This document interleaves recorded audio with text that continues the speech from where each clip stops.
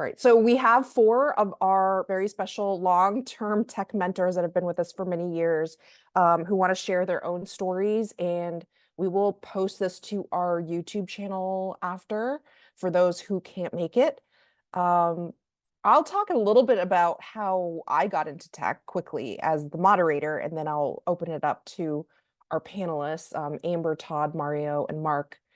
Um, I didn't think I was going to be in tech. Actually, when I left the service, I had taught myself how to code front end and a little bit of object-oriented programming way back in like the early 2000s, which kind of gives you an idea of how old I am. Things were really, really ugly back then and kind of simple, but yeah, I used my aesthetics when I was at public affairs in the Air Force to tackle a lot of our websites and make them user friendly. And so at that time, the beginning of like UI, UX and product design were starting to come into play. And it was just kind of a natural affinity for me to go gravitate towards more of the front end content, information architecture, user design, human computer interaction, and user behavior. So I spent 15 years in clinical social work. So it was really interesting to me to find out how does the human brain work in psychology with technology and how technology evolves. So that's how I'm here. I happened upon Operation Code accidentally, did not think that I would stay. I came for coding help and stayed for the community. So that's my mantra. I'll go ahead and kick it off and introduce Amber. Amber, do you want to just give a few minutes of talking about who you are, where you are currently, and what military affiliation you have?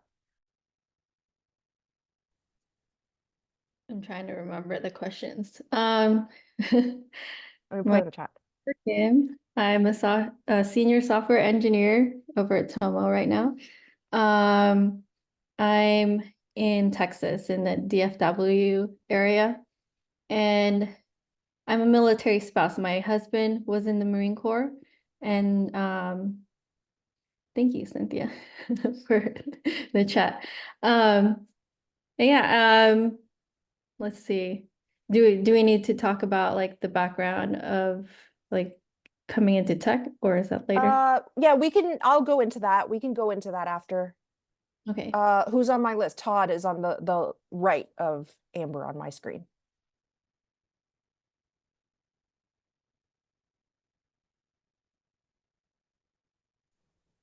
Oh, is Amber still going? No, Oh, okay. Spotlight's on you, buddy. Okay. Sorry. Yeah, where to start? I've been programming since I was like 14. I was like really lucky and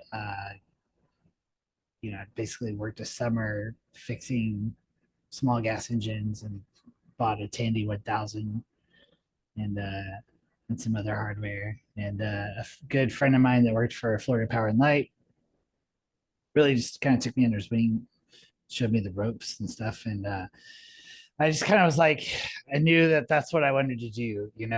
And, I didn't have access to all this stuff, as a kid. And so I went in the Marines to like learn some more skills and, I did my 8 years and got out and, I've worked in education, I've worked in finance, worked in healthcare now. So yeah, just kind of ridden all of the fads and trends of tech over the last 30 years and love working for Ops Code as a mentor because I always have something a little bit relevant to what people are going through because I went through those things myself and love to share it. What did you do in the Marine Corps again? I started out working on the F-18 and Harrier platform. So like a lot of the test software and things like that. So, like if you think about like all the hardware parts of it, like I wrote a lot of the software that drove the tests for the hardware. Oh, cool. And then eventually I was in a meeting one day with my captain, and he was like struggling to print something, and I went over and just boop boop booped, and then he was like, "You're going to Atlanta," and then I started doing more IT work and stuff in my squadron. Awesome. You're next, Mario. Hi, everyone. My name is Mario. I am a Marine Corps veteran of approximately 10 years, a little bit shy of 10 years, where I left. I left as a sergeant, going into staff. The evaluation period, as many of you know, like take a bit going through the boards and stuff like that. So definitely going up for like board reviews and seeing like are you going to make staff and things like that. During that time frame, I had a child, as well as I had a big life event occur. My mother had passed away, but it really allowed me to kind of take a step back and kind of want to prioritize family more, which could be hard to do in the military. So unlike a lot of these folks here, I don't really have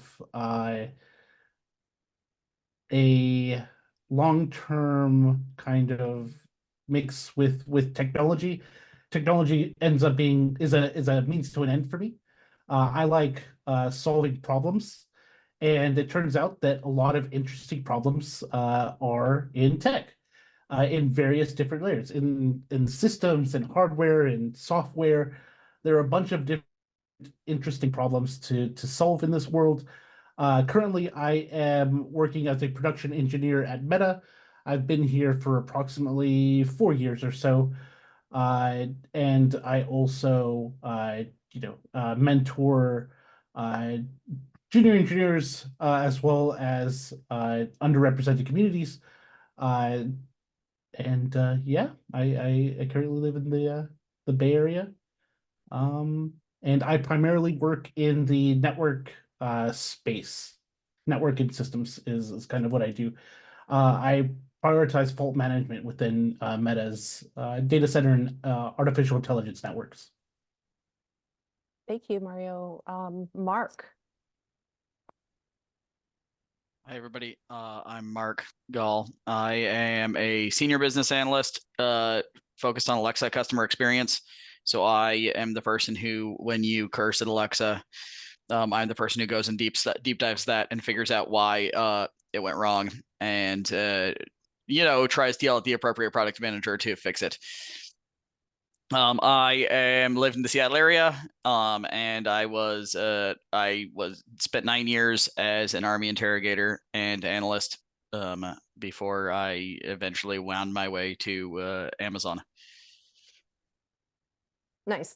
What I just realized with all four of you is that you're all parents, which is interesting because I'm finding that there's questions with folks getting in to the tech field about work-life balance. And so I'm interested to hear, did you become parents prior to entering tech, or how did you navigate? How do you currently navigate your life at home, right, with making sure that you're on top of your work? Because sometimes, as you know, like you're following the rabbit hole, right? You're trying to solve this problem. And very easily you could lose time if you're not watching the clock. And often I don't like having like very set schedules. Like, yes, you have a schedule. It could be 9 to 5. You could have stakeholder meetings or whatever meetings with your team. But the way my brain works is a lot of the focused work that I have to do, I don't typically get that done during the day. I typically work really well at night just because that's my circadian rhythm.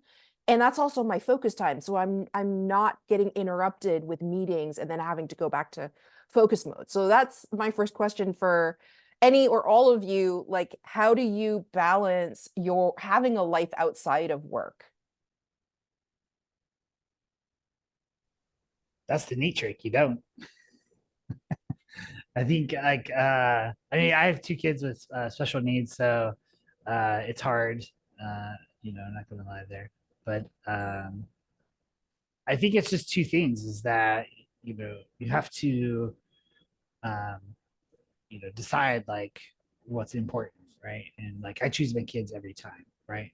So, um, as far as like priorities at work and all that other stuff goes, like as soon as I realize, oh, I'm not going to make a deadline or whatever, then I'm going to like communicate that, right? And or before I even get to that point, like because you obviously don't want to do that a lot at work, like just overestimate everything, within a reasonable, acceptable amount of time, right?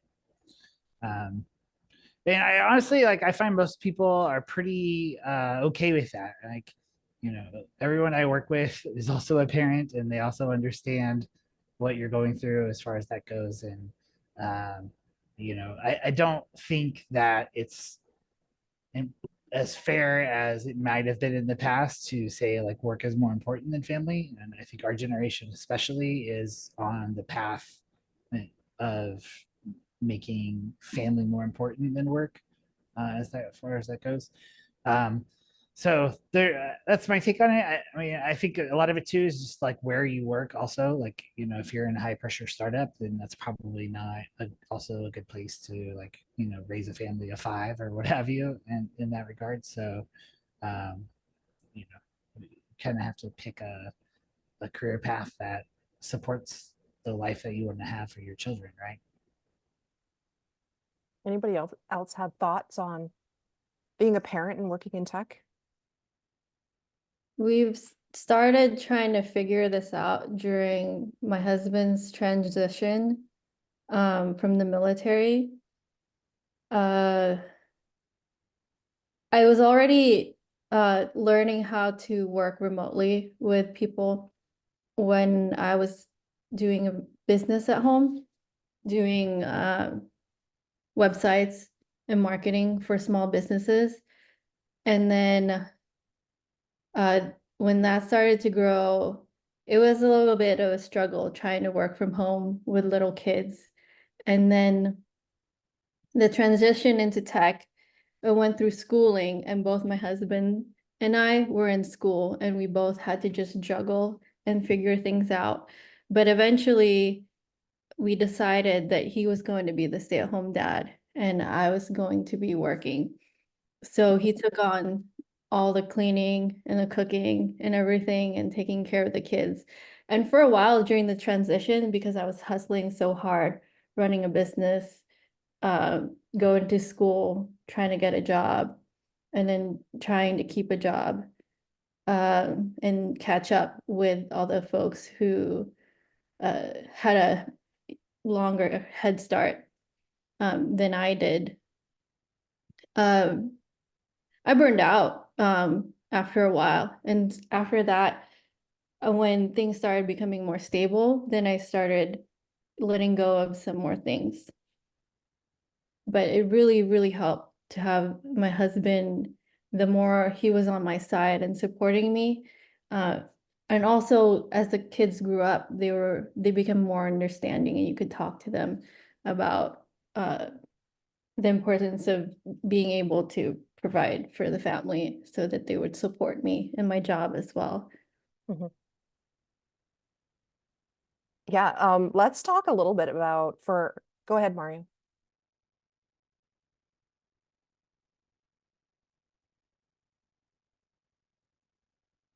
Oh no, we can go ahead on to the next topic. That's fine.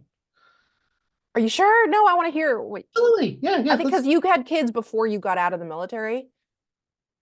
Yes, that was a big reason. One of the reasons that I got out of the military. I was just gonna say like, I was doing a job search while transitioning out of the military, and my wife being pregnant at the time. So I was actually doing like a lot of these interviews, like my meta interview, during the time that my wife was kind of pregnant in this regards.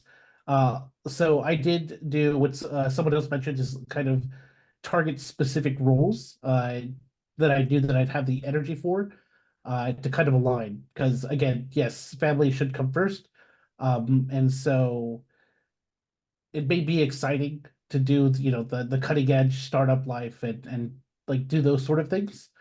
But it's also very time consuming, and being cognizant of what's going to be taking your time is important to choose the route. Whether you go through a large company, a mid-tier company, a strap boot startup doing some amazing work. But it's definitely a cognizant choice that you should have to align with the stage of life that you're in. Or else, you're going to have to power through it. And it makes it that much harder to not burn out when you're doing so many things. Yeah, for sure. By the way, this reminds me, if there's any questions from the folks attending, please feel free to pop them in the chat and we can have them brought up. Either if it's super time sensitive, one of the panelists can jump in and answer, or we can save them for the end. My next question is for all of you. Can you talk a bit about what motivated you to get into tech? Like, I know, Todd, you were already doing some software for the Marine Corps before you got out. Like, for the rest of you, why did you decide to go into engineering? And then Mark, for you, as the path that you're in right now as a business analyst. Let's start with Mark. Yeah, so I think it was Mario that was talking about solving problems. So I was an analyst along with being an interrogator. I did both during my career in the Army, and a lot of our work was more with it was not big data, but you were using a lot of data, and we were writing queries and stuff to get reports, to write analysis pieces, and write up those analysis reports. And so I use that, and I use my background as an interrogator to get an investigator role to kind of get my foot in the door. I started at Amazon as an investigator, hourly employee, chasing down bad actors. And then I've just kept looking for bigger problems to solve, and using that and more interesting problems, I've used that to move to program management, and now I'm an analyst, and now I work with much larger data sets. Let's see, Amber. When my husband was in the Marine Corps, I love building websites. I built websites for various businesses that I had. And then when another military spouse introduced me to virtual assisting, it started out doing like social media posts and stuff for other small businesses. But then they kept having a need for building websites and building sales funnels and sales pages for their businesses. So that kept growing and growing. Eventually, I started getting frustrated at the tooling, like the drag and drop boxes and stuff, and the limitations to that. When my husband left the Marine Corps and he heard on the radio that Code Fellows was taking a GI Bill, and he asked me if I wanted to go through the program and use some of his GI Bill. I was a little bit afraid at first, just because the experience that I had in college with programming was not conducive to the way I was learning, but I knew I needed to try it because the high cost of living where we were in Seattle at the time, we needed a much higher salary to support our family. So I took the chance, and I decided I knew what I did before that didn't make learning programming the experience of it. It didn't make it a good experience for me before. So I learned from that, and I knew what I needed to do, which was to learn everything ahead of time and do as many iterations as I can possibly. So I did that, and it ended up being very good for me, because by the time we would go things over in coding boot camp with learning a fire hose, I wasn't as stressed out as everybody else. I already knew the stuff beforehand, and it wasn't the first time I was uh, exposed to it. And I got to experience also the collaboration part of it and really enjoyed it. So I kept going and just kept diving into it. And at first, I was able to do a lot of the front end stuff just because I was building websites and stuff and I already knew CSS and HTML stuff. And eventually, the further down my career I went, the more deeper into the stack I kept going. And now I mostly work with back-end technologies and it's just gotten fun. Mario, I know you've talked about, you know, being curious and finding solutions. How did you get into the role that you're in now? So originally I was actually going to use the GI Bill to finish my law degree at UT Law, so was down in Austin, uh, going that route. And then Austin is also a tech hub, so there were a lot of people trying to recruit individuals from UT to their startups. Mhm. There's a big startup culture around Austin and kind of that energy um, in that particular hub. And so for me, the thing has always been like, being able to solve problems in whatever avenue. I already knew, a little bit of systems, a little bit of networking, a little bit of learning how to, knowing how to code. Though what I worked on primarily uh, was like meteorological models and things like that. And supercomputing weather models don't run on Python or whatever the case is, right? They run on Fortran. And so like not very relevant to the current land space that we have. Uh, but talking with them, they were like, oh, try and do this, whatever the case is. I also heard about uh, from a friend of mine in the VA that they were going to start a program called Vet Tech. Okay. So I reached out to Galvanize and wanted to onboard them to this Vet Tech pilot program, in which case I went to go get some, I would say, more current skill sets with the different technology stacks and things like that with Galvanize. But going through that course, it definitely made me feel different than the other people that were going through because they were excited about web development and web dev, and uh, I was not, right. Like I come to the thing of I want to solve problems and not build features. Now, to solve a problem, you might have to build a feature or write a script or whatever, jiggle the wire, turn it on and turn it off again, whatever the case is, to solve the problem.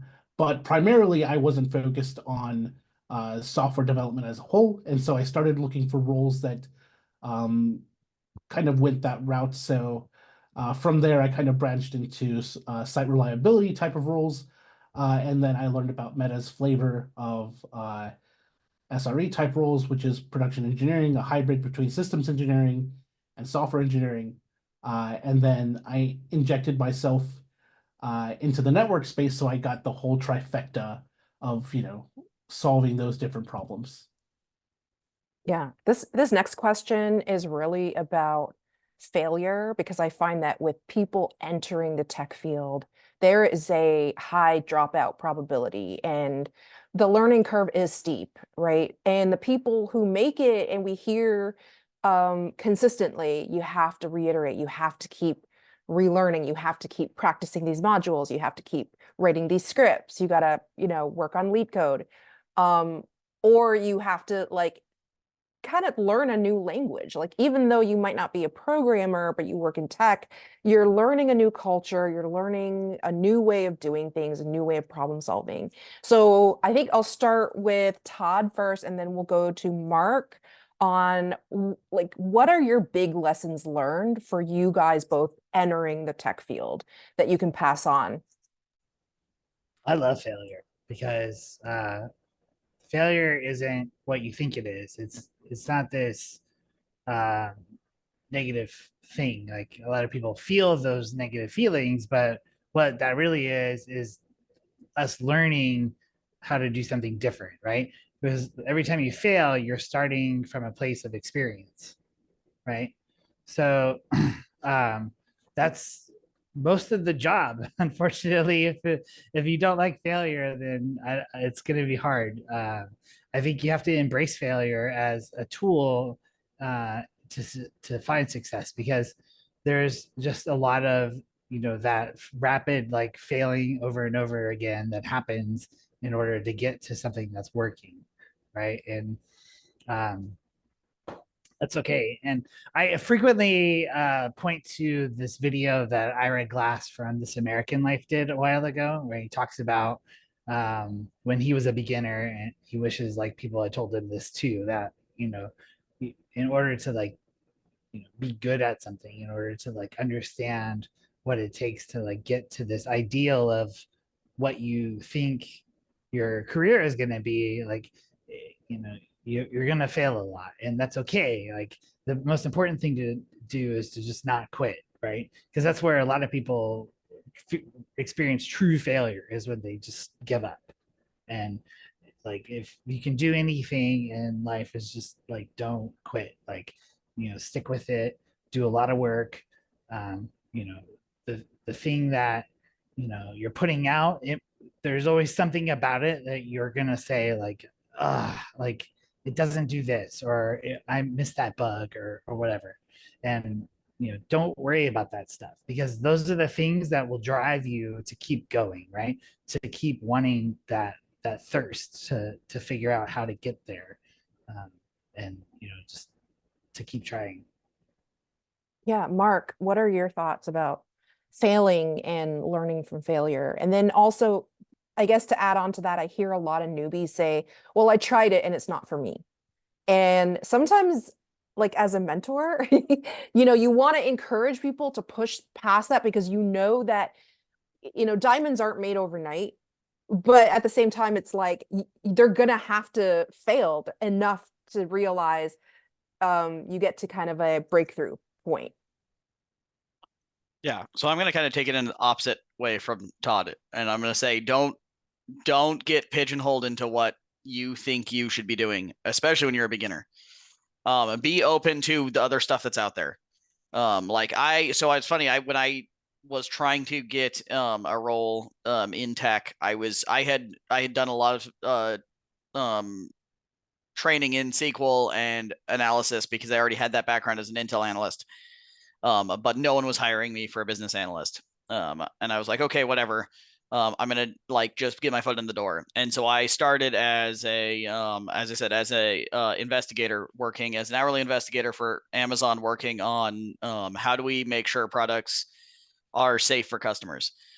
And so what I was doing was I was reviewing documentation and helping with that. And I found a way to improve that process, because I wasn't happy with how it was working and how our systems were working. And that's like, by doing that, I moved myself into a program manager role. And then I did some more of that. I got frustrated. I was tired of doing program management, which is a whole lot of cat herding.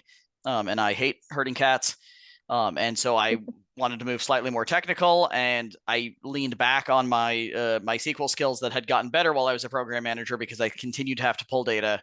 And I continued to have to manage that, and I moved into an analyst role. There's not always you have to do this in order to get to your goal. So it's okay if it's hard. And I'm not saying you shouldn't push through it, because you need to push through to make a breakthrough, but you don't always have to push in the same direction. You can take a step back and find a different avenue to the same goal. Yeah, I have a very short story about a horrific failure moment when I was beginning in tech. I was a photojournalist. I was in my last year of being a reservist, and I knew I was getting out. And so I had an opportunity to work with the Washington Post as a freelancer. And I was a photojournalist, I was a video editor and video journalist. And so there's kind of a high rate of failure when you're out on the field and something about your equipment dies, or the lighting's bad, or you're just not able to get the story. and you have to compile everything and document everything and then edit it, right? And sometimes you have to use special effects. And I was in the editing room in front of maybe, I think, 200 people. And this Washington Post editor literally starts looking at my reel, and there's like 800 raw files that he's looking at. And he literally goes like, how the fuck are you even here? And I don't know who called you a journalist, because this is BS. And I literally wanted the floor to swallow me up. And in that moment, I'm like, I can't do this. I'm not meant for this. Like, this is terrible. And I don't know what it was. Like, I did take a break. Like, I took a break, I licked my wounds, and then I had to ask myself, are you going to take this one person's opinion of you and let it literally shape your entire career? Because I had no idea what I was going to do. I was getting out. I'm like terrified, right? I was going through a divorce. I had kids in high school, kids going into college. I had a middle schooler. And so even though my kids were older, I'm like, oh my gosh, I am now like the financial breadwinner for my entire family. I don't know where I'm going to live. I'm being told all my work is bad, right? And I just had to tell myself, all right, don't do it for this editor. Don't do it for this other journalist that you're trying to compare yourself with. Stop doing it for everybody else. Just do it for you. And so there was a part of me that really wanted to give up. But there was another bigger part of me that was like, if you give up, you're always going to wonder what if. And you're always going to be like, what if I just pushed myself a little harder? Or what if I just like overcame this challenge for myself? And so that's what it was. Like, I went back to it and I ended up doing interactive media and product design, software design, just because I was curious, right? And I saw a challenge that I didn't think I was going to be able to beat. But that was a terrifying moment. And the people that know me from back then all knew I sucked. And I had like a public reaping of how bad I sucked. But yeah, like, I want to ask Amber and then Mario, for you guys that have come from the spectrum of, shoot, I'm trying to make it work. Like, I am trying to learn the ropes, going to coding boot camps, teaching myself these skills. At what point did you realize I've made it? Is there such a thing? Because I feel like a lot of our folks are newbies, especially. They're like, wait, if as long as I get my first tech job, then I've made it. Or, for folks that are like, oh, as long as I maybe become a co-founder, or like they reach these levels that they've set these goals for themselves. Like, at what point do you realize you've made it, or is that just an illusion in tech? So I mentioned earlier that the way I approach transitioning and getting my career going was to try to fail, or was to, yeah, I don't know if I said it the same way, but I tried to fail as early as I could, but fail in a way that mitigates the risk, so that I can learn. As the earlier that you can fail and learn from that failure, then you can take your learnings from that forward to something else. It doesn't matter if it's within like software engineering career or within any kind of career, making decisions on your career. The more information that you can get, and the more you can get to learn how you are yourself and how to deal with the stress and decision making for what's good for you and your family, the better. And so I took that, and instead of, how they have that big meme with the iceberg and then the stuff at the bottom that you have to build. A lot of that happened for my career even before I graduated coding boot camp. So I was able to get a job earlier than folks because I was already interviewing even before I graduated. I was already doing practice interviews with software engineers in different companies. Like Axon liked to volunteer for, I think, Operation Code. They did an event for Operation Code and for stuff for women. And I just put myself out there and embarrassed myself and totally failed. But then I took that learning and said, okay, how do I deal with this stress? So what was your next iteration of the question again? The main thing is like, at what point, I think like you were one of the people that got your first job through our job board at Operation Code. And then I remember your career literally like took off very, very quickly. And you got hired with Julie, and then you became like a co-founder or CTO. Like I just remember like being amazed seeing your career just take off. While you were in it, did you ever feel like, oh, I've made it, I'm good? Like, or were you, or do you think now like, oh, I haven't made it yet because there's so many other things that you still want to do? Actually, I got my first job even before Julie through Operation Code. It was a part-time one, doing front-end work for Pathfinder.vet. Uh, and then I got an office job in Bellevue after that. And then I got a job in Seattle where I had a lot of learnings as well.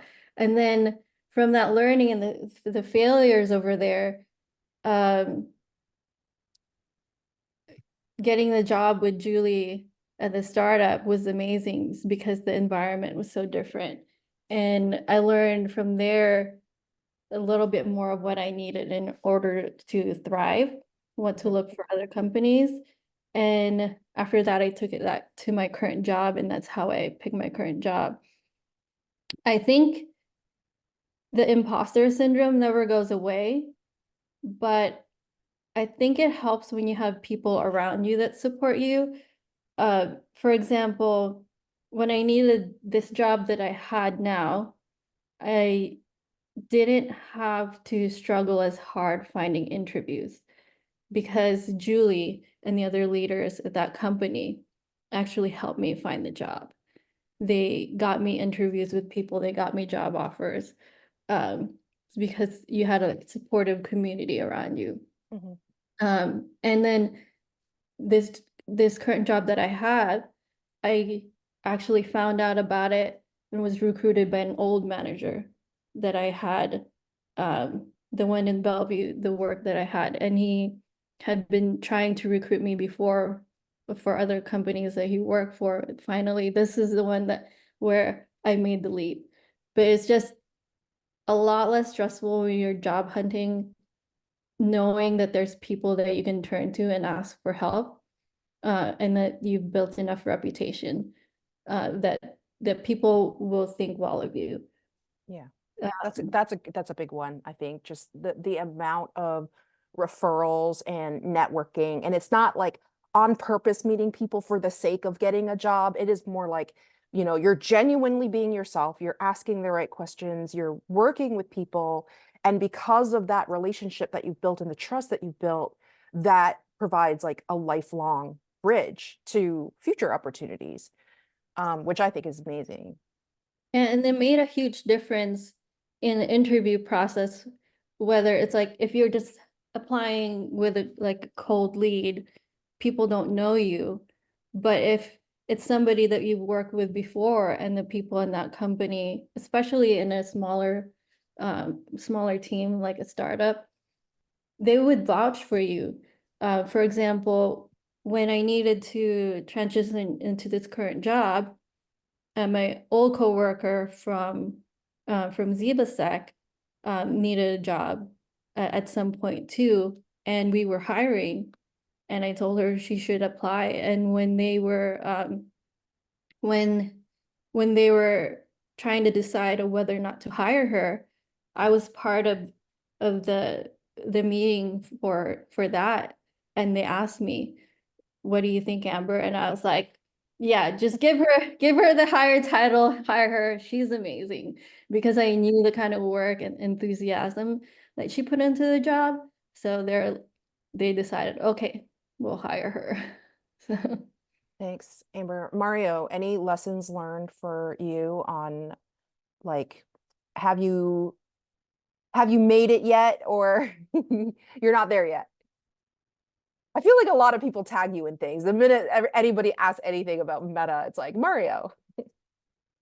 I would say made it what I consider made it made a big different than what other people consider made it. I think everyone has goals. So for me, making it is being in a position where I can tinker and solve whatever problem I want, uh, without having to worry about supporting my family. So the freedom to pick up and do whatever I want, kind of live wherever I want, uh, while providing for my family is kind of what I consider made it. So Mhm. in those regards, I don't think I have made it. However, um, a lot of people put prestigious titles on like Fang or whatever companies and or whatever roles, whatever titles and things like that. And those things that I have reached, and they're nice. They're checking the boxes for like milestones in life and all of that. But uh, they're fleeting. And they're fleeting because if you're not going to have a passion to pursue that thing that's kind of pushing you forward. And for me, again, it's not even the tech, it's not the role, it's not the company, it's just solving interesting problems for me. Then the as long as you're doing that, you're going to be more content uh in your life than just doing it for the money or just doing it for a specific role or company or kind of strategizing and things like that. So that's why I say like, okay, like synchronize against what you really want and kind of have that retrospective. So that way you can assess, what does it mean to make it in my career? What does Mhm. it mean to make it holistically as a person, uh, in what I want to do in my life? Like set those milestones and set those goals so you can attempt to do that, and that you may never reach them because, well, we're not perfect, and that's fine, right? Perfection, in my opinion, is boring.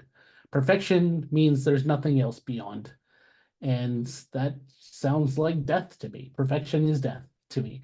Yeah. So not being perfect allows you to continuously progress and continuously build on yourself and expand in new areas and just be a catalyst for lots of different energy and innovation. So being very cognizant of that, of not being perfect, but striving for perfection with that introspective is going to be helpful for you. Yeah. All right. Last question for all four of you. We'll start Todd first and then Mark, and I'll go around. What is something that you've learned as a mentor that you want to share?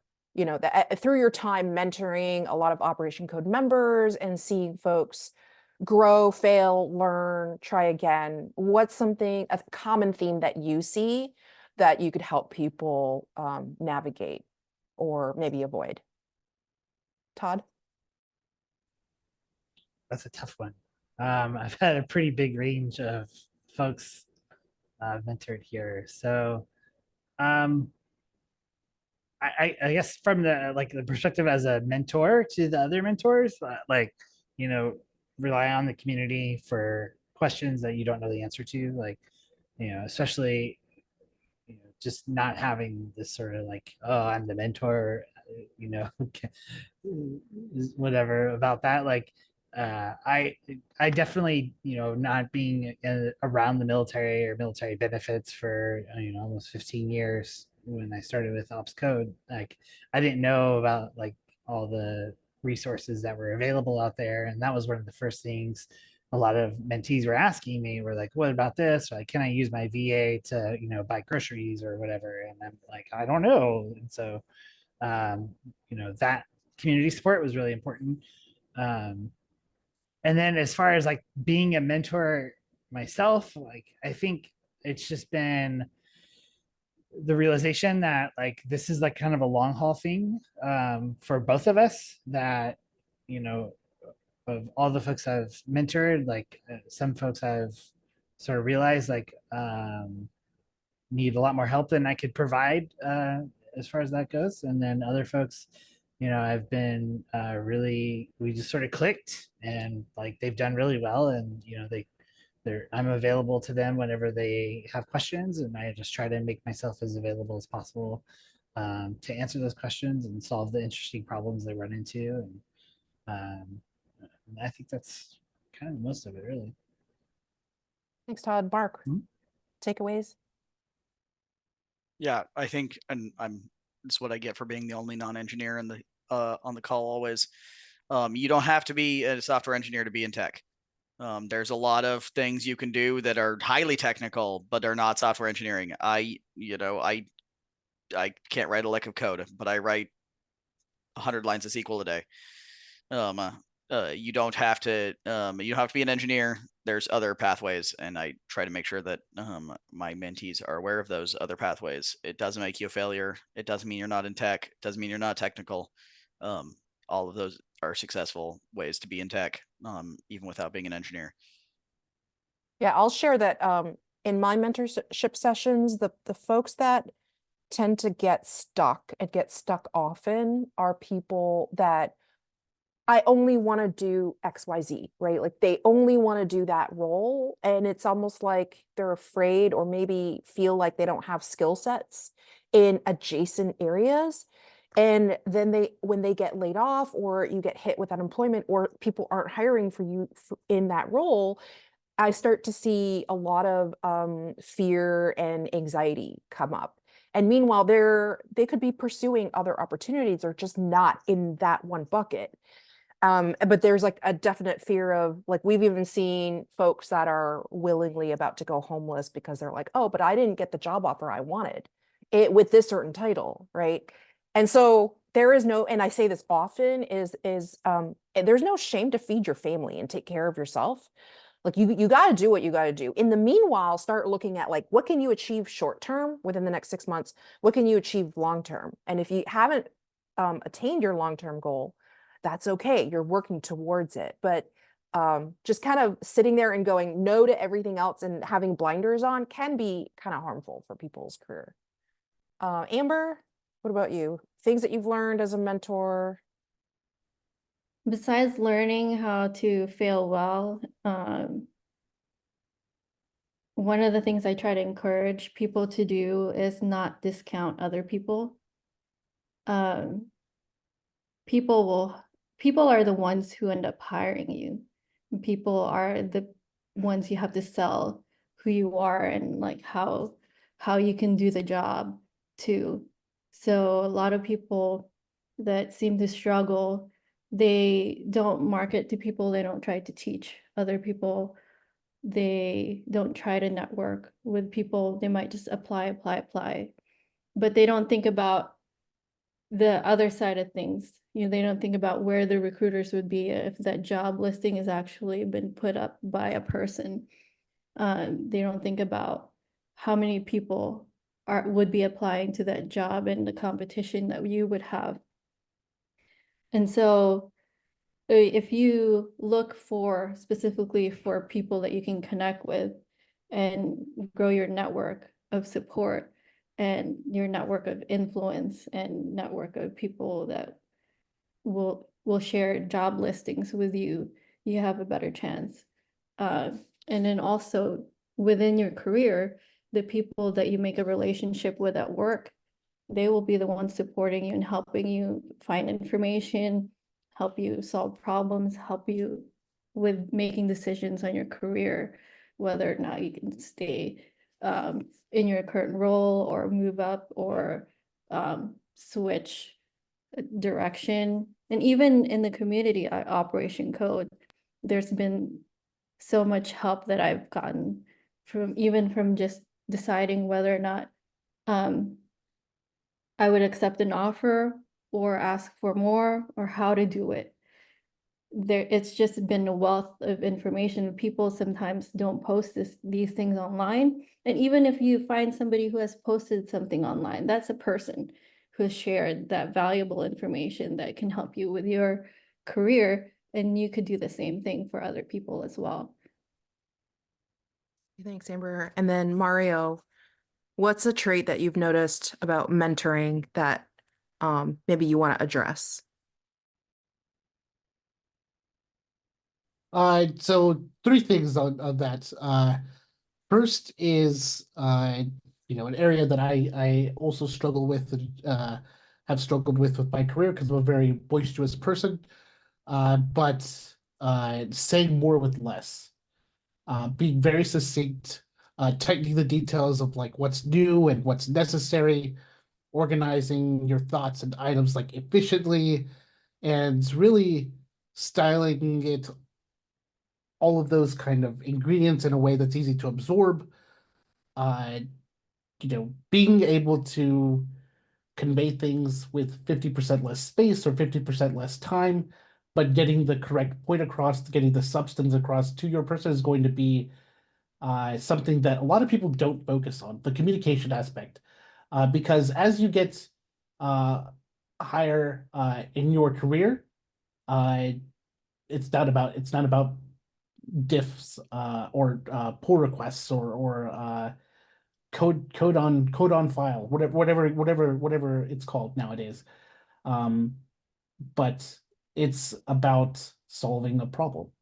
And as you become more senior and staff level and things like that, it's not even about solving the problem.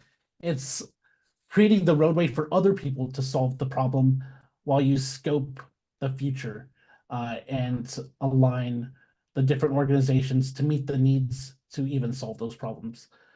So definitely focusing on communication and being very having that brevity in terms of communicating substance is going to be extremely helpful for you. Second, a lot of things that to what people say. I think I heard a couple of people say like, "Oh, software engineering isn't the only role."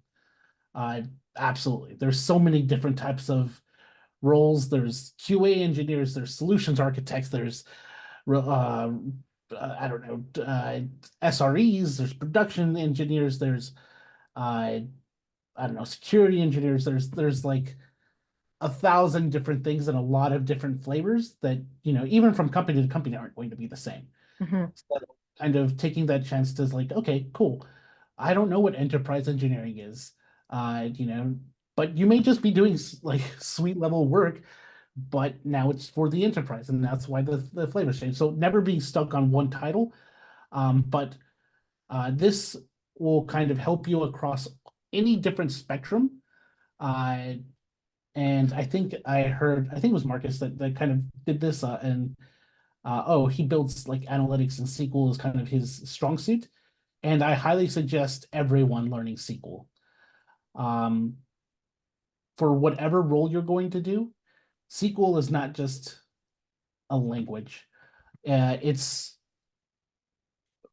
presenting data in a uniform way, and being able to do that succinctly will be able to sway people to do what you want them to do, and it'll be able to highlight some of the impact that you're going to be making as someone in tech, because numbers don't lie. So being good with getting those numbers, putting those numbers at the forefront, are going to help you kind of stand out from the pack, right? If everyone's building XYZ feature or trying to meet XYZ goal, the person who's actively measured it before and after and then showed the difference between those from point A to B is going to be at the top of the list. Third, Oh, sorry. I forgot about it. So, yeah. Well, thank you all for being here. Do we have any other last thoughts from panelists? And then audience members, if you have any questions, feel free to either come off mute or type them in the chat.